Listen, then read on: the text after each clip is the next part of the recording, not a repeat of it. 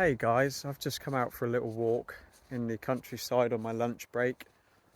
As you can see, we're here in Wiltshire and the sun is just setting over the hill. Now Wiltshire, if you didn't know, means Shire of the Willows. Shire of the Willows. It's a beautiful Tolkien-esque sort of image, isn't it really? The Shire of the Willows. Yeah, so here we are, going for a little walk. This is actually the place I work, is where I picked up my first narrowboat 10 years ago. And I've been living on a boat ever since, on and off. But yeah, it's interesting when you sort of come full circle in life, isn't it? Finding yourself in some ways back where you started, but a lot older and wiser and full of stories. Whereas then, you know, early 20s, your whole life is ahead of you. The possibility, the opportunity, you know, so much time to waste or use. And I think as you get older, when you get into your 30s or 40s, I speak from my 30s of course, yeah, you realise that you kind of haven't got forever. And you realise how much time you've wasted, you know, following wrong things that weren't meant for you, chasing insignificant ideas, other people's ideas of who you should be and how to live your life. You know, and it can lead to great consequences if you're living not according to your own inner compass, but according to what other people have in mind for you. And you know, that might be family, society, it could be anything.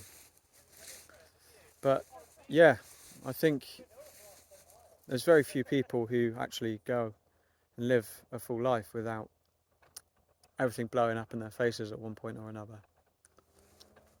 So as I speak to you on my lunch break after having wasted 6 months of wages gambling, as I watch all my friends buy houses, have kids, go on holidays, and all I've done is burn myself out for nothing.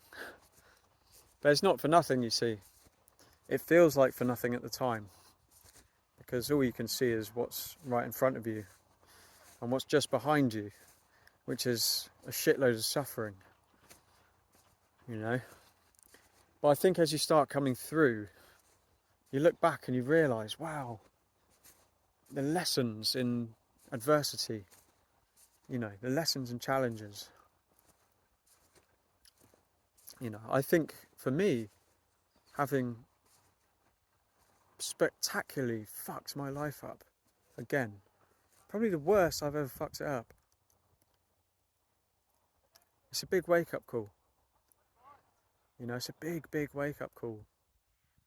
And it's like the universe is really pressing you to the wall and telling you, value life. Be grateful for what you have. Don't chase. Slow down. Slow down. It's not too late. Just learn to be grateful for what you've got. And take a moment to just stop and breathe. I mean, it sounds so cliche, but I think sometimes things have to go so wrong.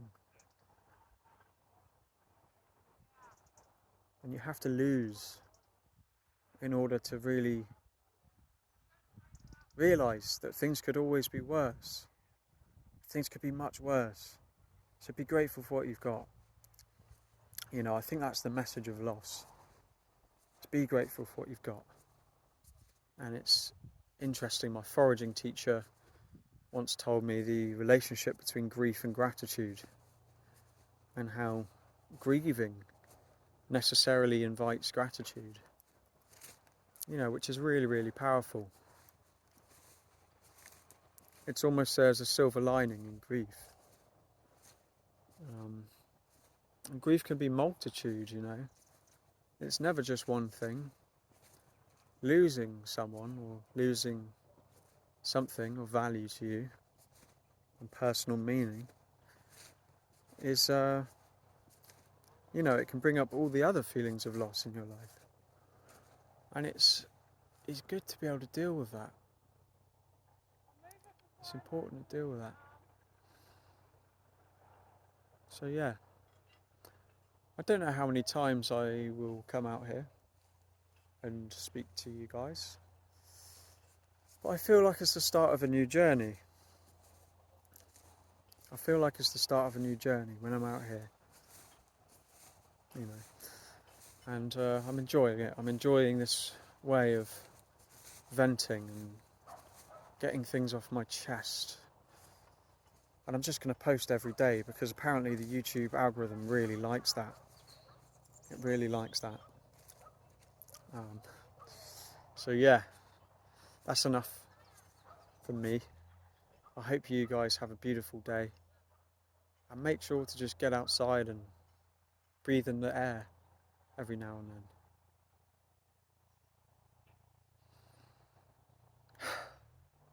Yeah, it's sweet.